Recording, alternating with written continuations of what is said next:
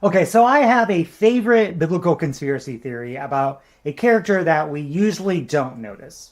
So you probably have heard of John Mark.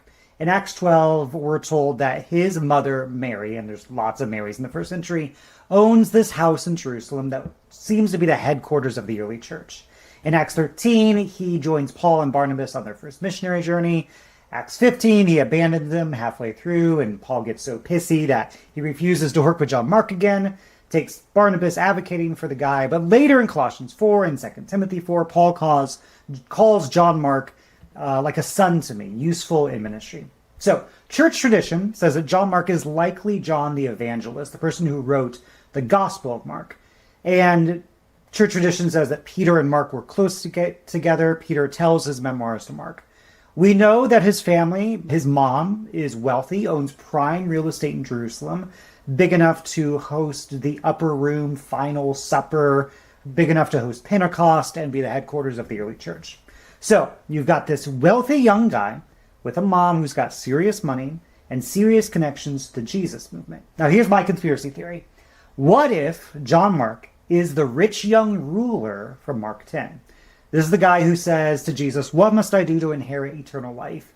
And Jesus says, "Give it all away, give all your money away and follow me." And the wealthy young man walks away sad because he has so much stuff. And there's another clue. In Mark 14, Jesus is arrested in the Garden of Gethsemane, and there's this random detail just in Mark about a young man following Jesus wearing nothing but a linen cloth. And when the guards try to grab him, he runs away naked, leaving his expensive shirt behind. So what if these unnamed young men, the rich young ruler, the guy fleeing in his fancy clothes, are little signatures from the author? What if John Mark is writing himself into his own gospel? It would be this pattern of walking away and coming back, saying no and then saying yes, of abandoning and returning.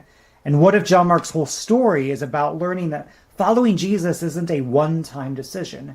It's a series of choices to keep showing up even after you've messed up. The rich young ruler story isn't about failure. I think it's about second chances.